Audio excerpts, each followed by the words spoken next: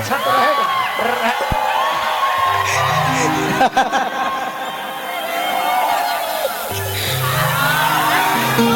बाकी तहरा वही शूट करला बड़ी मजा अरे पत्थर बट पिया तहर पतरी कमरिया मजा आवेला पतर पतर पिया पतरी कमरिया मजा। अरे मजा आवेला। नहीं नहीं ये सूट नहीं करता, सूट ये करता है। क्या करता है कुआं कोइले बा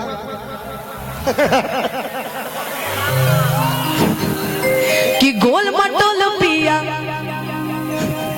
अरे धरे या कबरिया मजा आवेला। अरे मजा आवेला जब धरे या कबरिया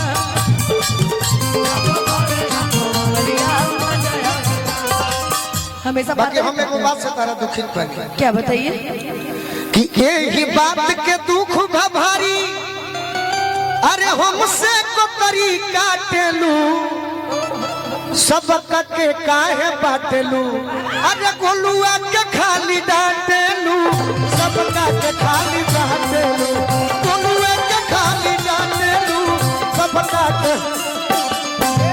यही बात के दुख भारी यही बात के दुख भारी हमसे को तरीका टेलू यही बात के दुख भारी हमसे को तरीका टेलू भाई दिलावा अरे सबका के काहे बाटेलू अरे गोलुए के खाली डांटेलू सबका के काहे बाटेलू गोलुए के खाली डांटेलू।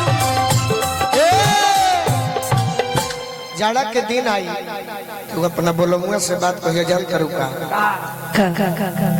रामानुज भैया हमनी के घराना गायत्री बाबा के गीत सुन ले एगो गीत गावत रहल कि हमके अरे बने रहे तो घर जा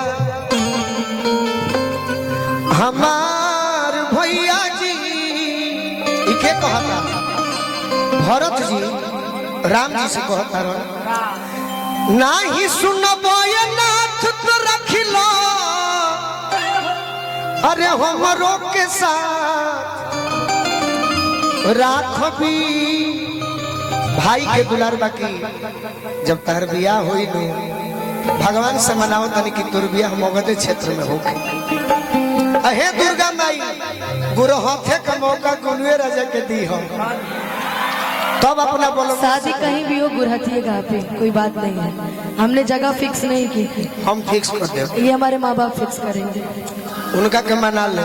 अच्छा ठीक है अब मना लीजिए। हम तोहरो माँ बाप के मना ले उनको माँ बाप के मना ले पर हम नहीं मानेंगे ना, हमारे मानने से होता है। शादी हमको करना है। बाकी हमारे से करबू का आपको तो भाई मानते हैं आजीवन। चाहती है बाकी सबका सोझा भैया को होती है भाई मानतिया यही से सोझा भैया कहतिया। अच्छा ये कह सकते नहीं बागेश्वर महाराज जी लिखा दुए गो तो ऐसा महाराज बड़े भोजपुरी में भारत देश में बागेश्वर महाराज जी जे मन के बात जाने ले अब मंच पर अनुपमा के बात अगर केहू जानी तो गोलुए राजा हो। तू अपना प्रियवा से कह बुझाम करू का जाड़ा के महीना आवत है कुछ दिन में कि बाड़ा अरे जाड़ाई पढ़ावता अरे पहाड़ा राजा जी बाड़ा जाड़ाई पढ़ावता पहाड़ा परे भर ठेहुन कुहा हम कुहा बुझलू कुहा कुहा बुझा फौ सी परे भर ठेहुन कुहा हम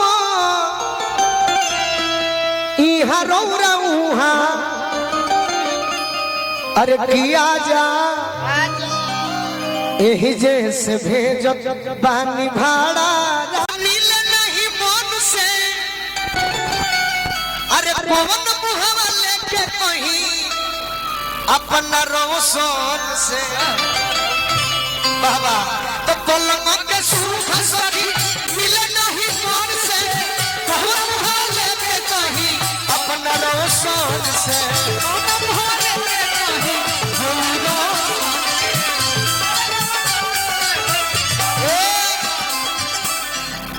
हे रूपा भौजी अंग अंग अंग अंग हाय वाला ये हमारा आई तब नो अंग अंग पथे करत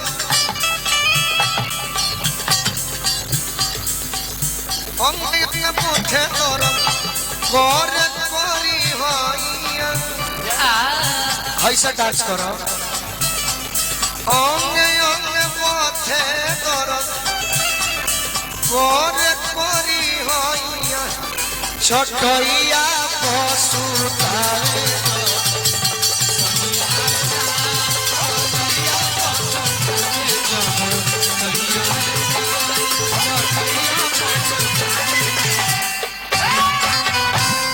बहुत बहुत धन्यवाद।